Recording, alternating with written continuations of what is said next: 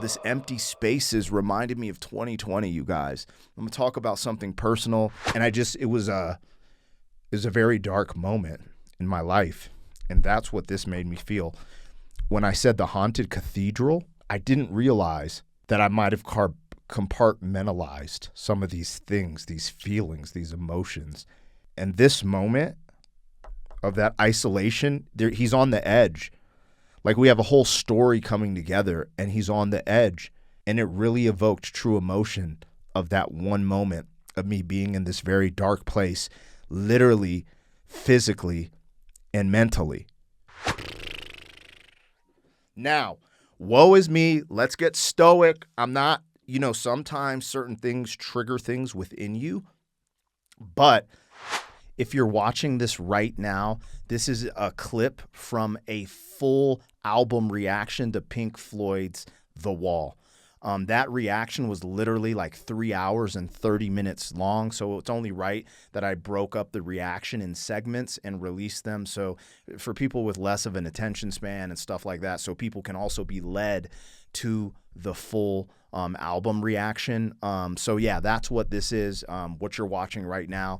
And I just wanted to let that be known so people all say, oh, you already reacted to it. No, this is a clip from the original reaction. And I actually recommend people go watch. If you're really into Pink Floyd, if you're really into dialogue, reactions, commentary, I think it's important to go see the full reaction, the 3 hour and 30-minute reaction, because also, I've been seeing a lot of fake stuff going on YouTube, right? And that's why I don't edit, I don't script, I don't teleprompt, and I just try to do it in its raw form. And I think that version of it tells more of a story. So anyways, this is just a clip from a full album reaction that's almost 3 hours and 30 minutes long. If you want to check it out. If not, continue to check out these clips. I will have the whole The Wall album released in shorter clips, so it's a little more digestible. Anyways, thank you guys for your support. Like, share, comment, subscribe. Adios. Theme shift with the music. Empty spaces.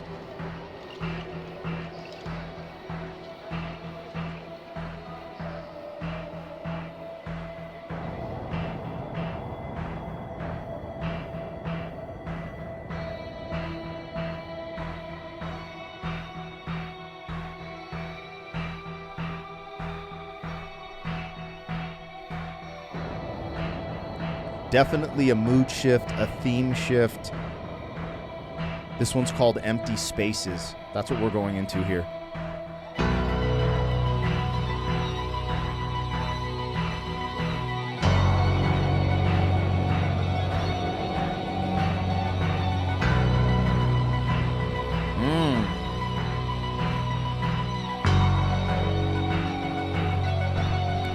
I have to try to explain this for myself. We went from this acoustic and then this boom, boom, boom. So we're going from this intimate hopefulness to this scary, like I'm scared, this war apocalyptic theme and feeling throughout the lyrics and the production, the music. But now we're going into a more haunted, eerie feeling. The only way I can explain this for myself is like I'm opening the door to a haunted cathedral, which makes no sense, right? But I just needed to get that out. Let me write this down. We're in empty, what are we at? Empty spaces? Yeah.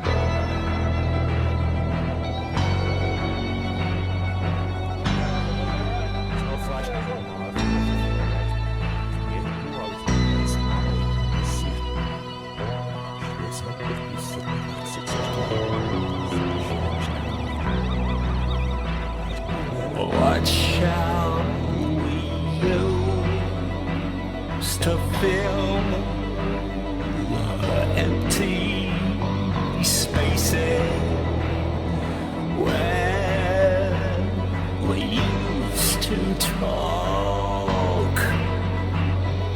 How shall I fill the final places? How should I complete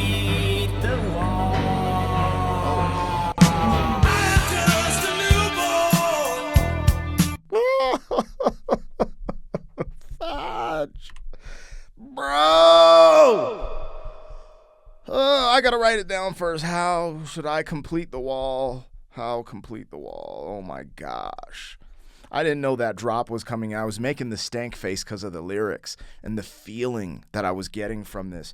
You know, this empty spaces reminded me of 2020, you guys. I'm going to talk about something personal.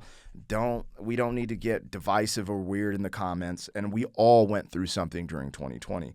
In 2020, I was, still in my rap career. I was an independent rapper, and I depended on touring, and I was a promoter throwing concerts. That got wiped out. And I remember some of these moments because my daughter was just turning 2, and she got diagnosed with arthritis. And I remember not being able to tell the world anything and sitting in a dark part of my room, just keeping it real, being very upset, crying by myself because I couldn't show my wife that I was weak, and I couldn't talk to anyone else about these feelings of not being able to provide for my family anymore because I no longer had a business. I could not throw concerts anymore, and I could no longer tour. That's what I lived off of. I hadn't gone digital. My merchandise just sold on the road. It wasn't selling digitally, and I was extremely scared because my whole thing is when you have a child, you're like, this instinct of provision for them, right? Then my daughter got diagnosed with arthritis at a very young age, and we're dealing with that, trying to get money to, get her alternative treatments. Long story short, I was very isolated, and I isolated myself because I didn't know how to talk with people. I didn't know how to express this fear and angst and anger. And then you were supposed to separate. You had to wear a mask all the time and couldn't talk to people, couldn't hug people. And it was a very dark moment in my life. And that's what this made me feel. When I said the haunted cathedral, I didn't realize that I might have compartmentalized some of these things, these feelings, these emotions. And this moment of that isolation, he's on the edge. Like we have a whole story coming together, and he's on the edge. And it really evoked true emotion of that one moment of me being in this very dark place, literally, physically, and mentally. Literally, because it was a time. I told you the time and what I was going through. Physically, because I sat in a dark room and was by myself. Mentally, because I was alone. And that's what I feel here in Empty Spaces. And saying the title, Empty Spaces. Now, woe is me. Let's get stoic. I'm not, sometimes certain things trigger things within you. But you guys see behind the veil, because typically I really try not to show this side of me, right? Because it's the art of war, right? When they think you're weak, make them think you're strong, right? When you're strong, make them think you're weak. And, I've been a pretty stoic person most of my life till I started opening up on YouTube. It's really strange. I feel really uncomfortable opening up like that.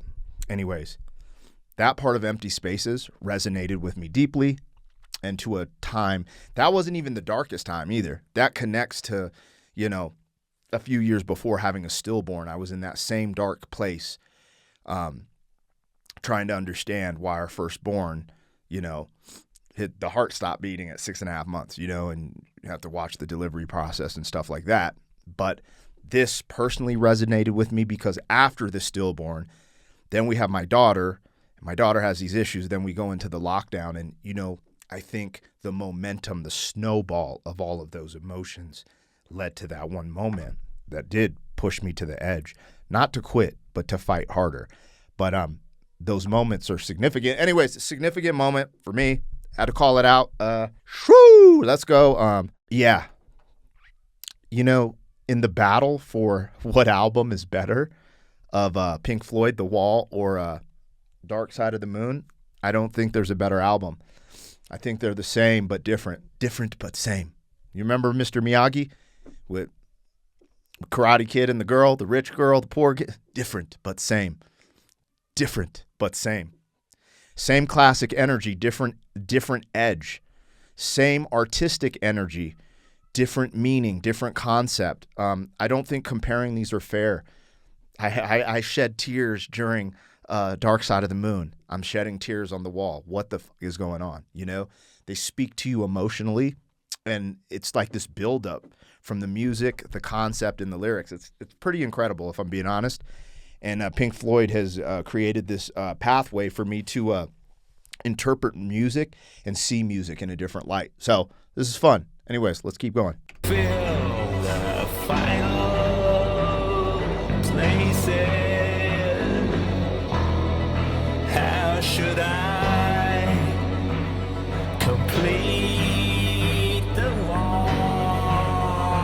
I'm just a newborn,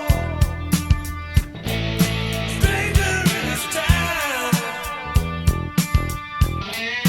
Where are all the good times? Who's gonna show this stranger around? All right, so we went from empty spaces and we're going into a new song. That drop is Young Lust. Immediate from the title and the direction theme shift, I feel like it's escapism. I don't know yet. Let's listen. But me personally, there have been times in my life where certain things went a certain way, and instead of fighting it heads on and embracing the nonsense, escapism, you lead towards your vices or things you probably shouldn't be doing. I don't know, but that's the initial reaction from just hearing the drop and hearing the first part. How should I complete the wall? I'm just a newborn, stranger in this town. Where are all the good times? Who's gonna show this stranger around?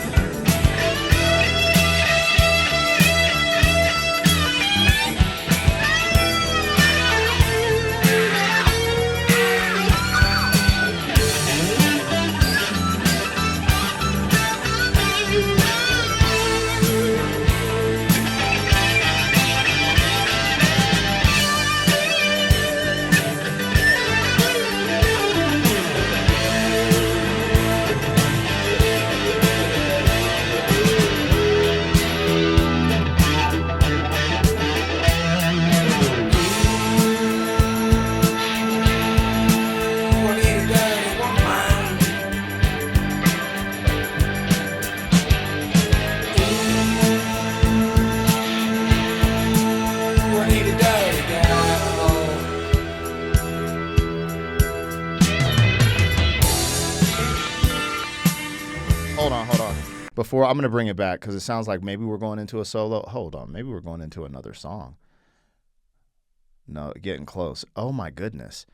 This is going to probably be the worst explanation, comparison, or reference. This is cool rock. I don't know what I'm saying. I'm an outsider looking in. I'm from the other side of the tracks. I'm just a guest. I'm humble. I just try to give you guys like, how I'm interpreting this in real time. This is cool shit. I hear this on the radio. I hear this as a performance. This is cool rock.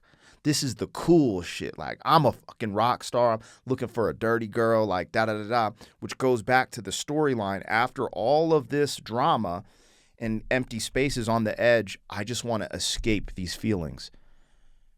And how do you escape that? Sex, drugs, and rock and roll. There's some hints back to the beginning, the point of view, that there is potential that instead of, me having the aspect of 3 points of view as a fan, a potential promoter, or the person on stage, this would lead to the person on stage. This seems like, I could be wrong. I don't know. But the escapism is absolutely there. I'm a new person, and I'm a stranger in this town. I want some good times. Where are the good times at? I'm looking for a girl, a woman to make me feel like a real man, the rock and roll energy. And when I say cool rock, please don't take this disrespectfully. Please don't. I just don't know how to explain it. A lot of times when I think of Pink Floyd, I look at it as very artsy, technical. A lot of times where I'm from, someone who's artsy or technical, it's almost like in that brainiac nerd space. Like, oh, they're, da-da-da-da, which is not a bad thing. I just don't know how to explain it. But what I just heard is probably technical. There's probably artsiness to it, but sonically, it sounds fucking cool. It sounds like the dude with the leather jacket ripping with long hair and a bandana, like, I need a dirty girl. Like, if that makes sense to you guys. Again, no disrespect and like trying to separate like this really like, because like when you see, you guys know what I'm saying. Like there's a rock song that gets your head banging that you love just as much as something that's more artsy where they're like, oh, this was put in the Library of Congress. Oh, this is in a museum. There's just a difference. But I always gravitate to the cool shit. It's just how I am. It's just how I'm like kind of surface level. It's just the truth. I'm growing. This is how I've always been, man. I ain't go to art galleries and shit. I don't even think I've been to an art gallery, a real one, Just saw a Michelangelo painting or the Madonna and Child for the first time when I was in Bruges. You know what I mean? Just is. We all have a different life. We all come from a different culture. It's okay. I embrace it. So hopefully that's a good explanation of what I'm feeling with that track, and let's continue. It's so interesting to have this dynamic emotional shift from empty spaces that really brought me to a dark place personally to this that just lit up the stage to that rock star energy, living the life that I lived on the road at some portion. I was not some huge rock star or anything, but when you're on the stage, there's benefits and privileges that come to that. And let's just say, been there, done that. All right, let's continue. Pink. Oh man, this is crazy. I need a dirty girl.